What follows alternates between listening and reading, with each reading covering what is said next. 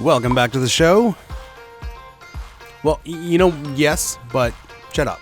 All right, today we are making a Smoky Harvest Margarita. So this is going to be a great margarita variation for the fall-autumn season. Absolutely delicious. Smokiness from the mezcal, and we used a rich Añejo Tequila. Get apples come through, apple cider comes through, and we got some bitters in there, which really adds some complexity and flavor. Absolutely delicious. All right, let's make it. So, as I mentioned, we're using an Añejo Tequila. This is 1800 Añejo. Obviously, use any tequila you want, but I think with these rich autumn flavors, I want a rich tequila. So this one here is nice and aged. It's got a nice kind of complex caramel flavor. It's delicious. So 1 ounce of tequila, and then we want 2 ounces of spirit. So we're gonna split it between the mezcal and the tequila. If you don't like the smoke as much as I do, you could definitely pull that back. Do maybe 1.5 ounces tequila, 1/2 ounce mezcal. I'm doing half, but you do what you like. Or just leave it out if you don't want the smoke.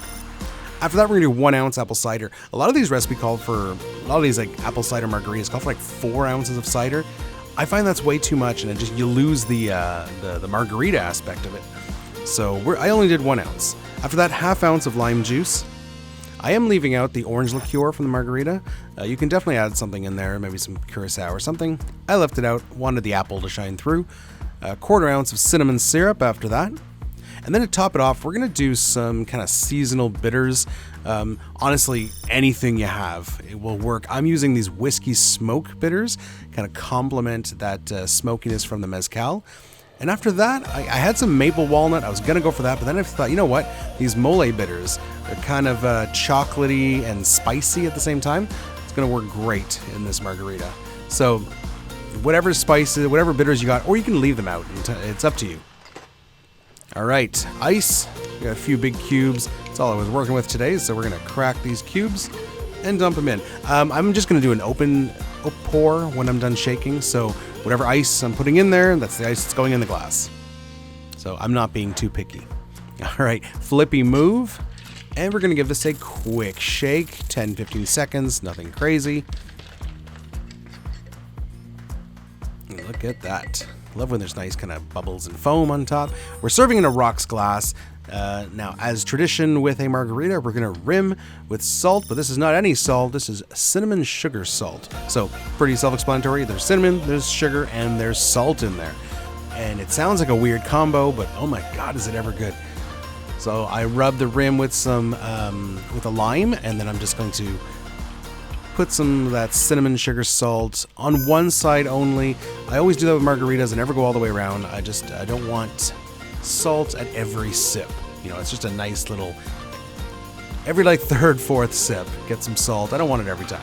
Open pour your margarita into the glass. It already looks great. We're gonna go a little crazy with the garnish. We're gonna start with some apple slices, kind of a fan. We're gonna do a cinnamon stick, and then just because it looks nice, but it really doesn't add anything to the drink, we're gonna do a sprig of rosemary. I had it, so I'm gonna use it. That's really the only reason it's there. But garnish however you want. It's a harvest margarita, so I mean, we want just lots going on. All right, so here it is, guys, your Smoky Harvest Margarita. Absolutely delicious. Still tastes of tequila, nice and smoky, and we've got those seasonal flavors, the apple, the cinnamon, the smoke. It's a beautiful drink. So fall is almost over, but we got more fall drinks coming your way, so make sure you're subscribed. We'll see you next time. Cheers.